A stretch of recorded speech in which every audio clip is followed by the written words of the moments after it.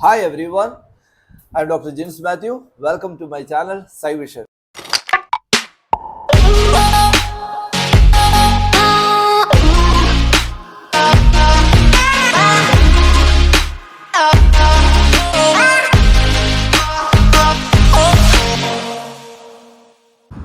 हाय दोस्तों, आज मैं ये टॉपिक लेके आया हूँ ट्रेस कंडीशनिंग। पिछले वीडियो में मैंने बताया था क्लासिकल कंडीशनिंग के बारे में और इंसान के बिहेवियर समझने में, व्यवहार समझने में और हमारे बच्चे को हमारे उनका बिहेवियर समझने में और उनको हेल्प करने में कैसे काम आता है। पेट्स के ट्रेनिंग और पेट्स को समझना, उनका ट्रेनिंग करना, उनका व्यवहार सुधारना, वो सब में कैसे काम आता है उसके बारे में वो वीडियो में मैं बताया था। बहुत इम्पोर्टेंट थियोरी है और इसका एप्लीकेबिलिटी, इसका जो हमारे लाइफ में जो काम आता है बहुत ज़्यादा है और इसीलिए मैंने उनको पूरे डिटेल में बताया था क्लासिकल कंडीशनिंग के बारे में। उसके बाद क्लासिकल कंडीशनिंग जो थियरी से इवॉल्व हो गया, जो डेवलप हो गया, 4 थियरी के बारे में बताया था मैं, और delayed conditioning, trace conditioning, alternative conditioning and backward conditioning. So पहले मैंने ये भी बताया था कि डिलेड कंडीशनिंग क्या होता है। डिलेड कंडीशनिंग आपको अच्छे से समझ में आ गया होगा क्योंकि उसमें मैं एक डॉबरमैन पपी को उसी कंडीशन, उसी कंसेप्ट के मतलब फ्रेमवर्क में ही मैंने ट्रेनिंग किया, उनको कैसे सिट कमांड सिखाया।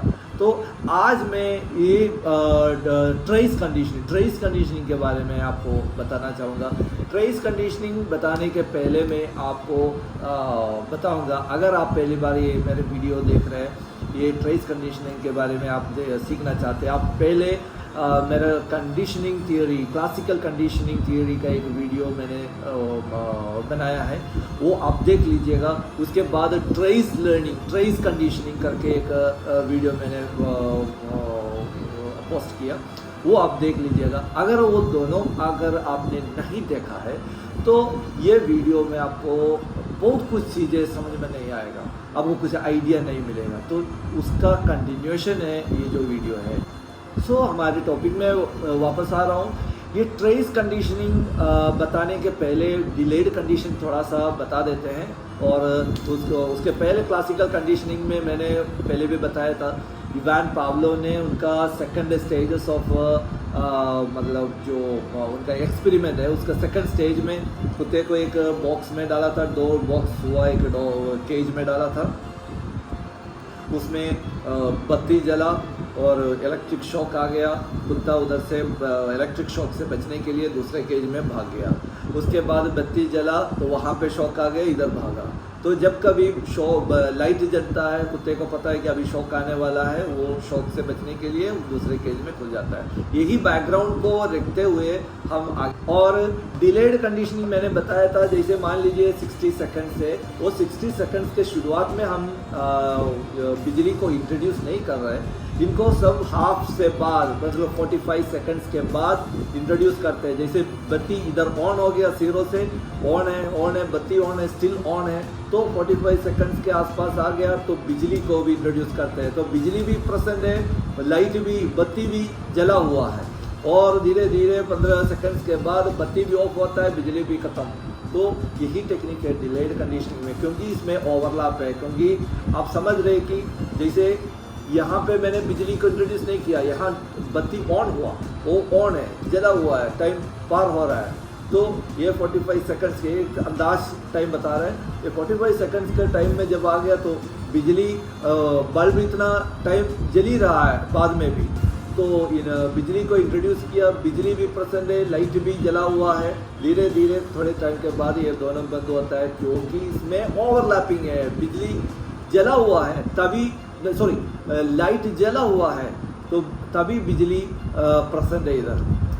अभी जो ट्रेस कंडीशनिंग है इसमें थोड़ा सा डिफरेंस है, इसमें लाइट जला होता है, उसके बाद बुझ जाता है, तभी इलेक्ट्रिक शॉक आ जाता है। ठीक है, लाइट ऑन हो गया, ऑफ हो गया, बिजली आ गया, तो ये दोनों एक साथ प्रेजेंट नहीं है। इसको अगर दूसरे तरह से समझना हो, जैसे मान लीजिए बत्ती जल गया, उसको ऑफ हो गया तो तुरंत बिजली प्रेजेंट हो गया, बिजली चलने लगा।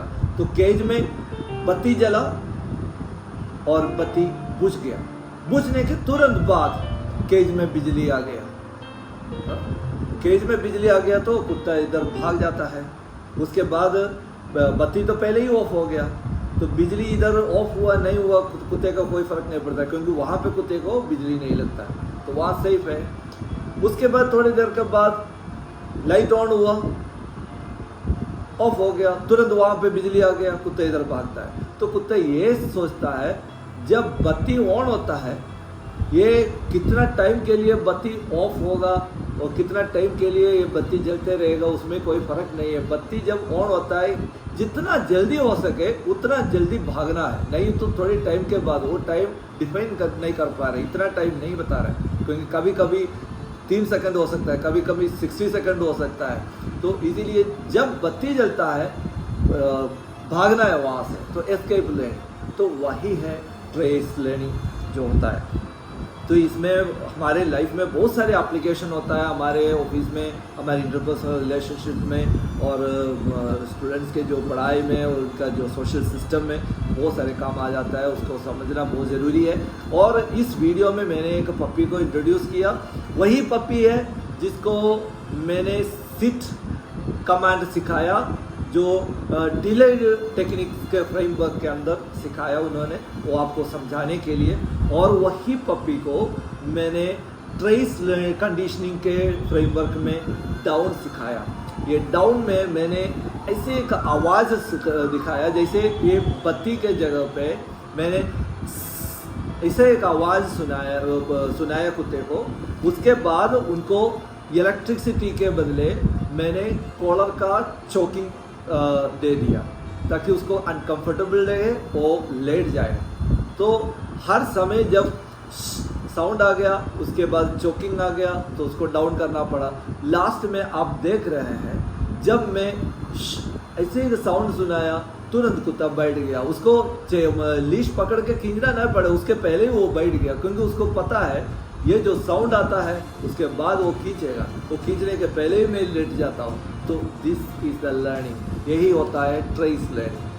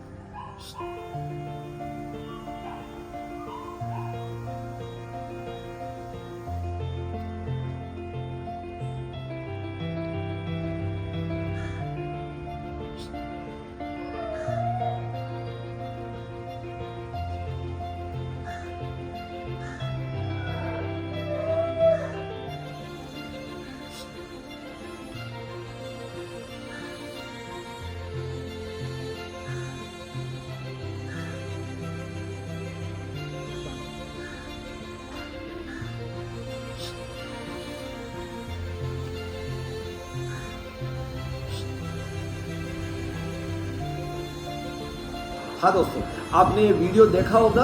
वो वीडियो में आपको पहले थियरी पार्ट था, व्हाट इज ट्रेस लर्निंग। उसके बाद वो वीडियो में मैंने दिखाया क्या होता है ट्रेस लर्निंग में, और डिलेड कंडीशनिंग और ट्रेस कंडीशनिंग में क्या फ़र्क है। अगर आपको समझ में नहीं आए तो आप मैसेज कर सकते हैं, और इसके बारे में कोई भी डाउट होगा तो आप कमेंट बॉक्स में डाल दीजिए। अगर आप कुछ पर्सनल चीज़ें पूछना होता है तो आप मैसेंजर में, FB में मेरा अकाउंट है, उसमें मैसेंजर में मैसेज डाल दीजिएगा, पर्सनली डाल दीजिएगा। अगर मुझे लग रहा है वो बहुत ज़रूरी चीज़ें हैं डिस्कस करने का, तो आपको विदाउट लेकिन आपका आइडेंटिटी बताते हुए मैं सोशल प्लेटफॉर्म में उसका डिस्कशन करेंगे, उसका कारण क्या हो सकता है और हाउ टू डील दैट, वो कैसे करेक्शन करेंगे, वो सारी चीज़ें उसी में बताएंगे।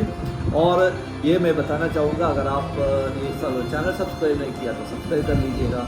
अगर आपको ये वीडियो अच्छा लगता है तभी, अगर अच्छा नहीं लगता तो शेयर मत करिए। आपको अच्छा लग रहा है, ये काम का वीडियो है, ये समझना बहुत ज़रूरी है, ये समझने से मेरे कुछ फ़ायदा हुआ है, मेरा थोड़ा अंडरस्टैंडिंग लेवल अच्छा हो सकता है आगे करके।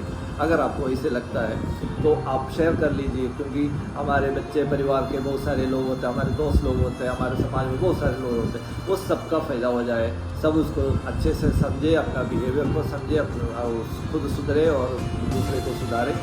तो इसलिए मैं अनुरोध करता हूँ आप इसको सब्सक्राइब कर लीजिए। सो स्टे ट्यून्ड, अगले अच्छे वीडियो लेकर के, अच्छे कंसेप्ट लेकर के हमारा जो काम आए, हमारे पेट्स का काम आए, उसी तरह का बहुत सारे वीडियोस लेके आऊँगा। सो बाय बाय।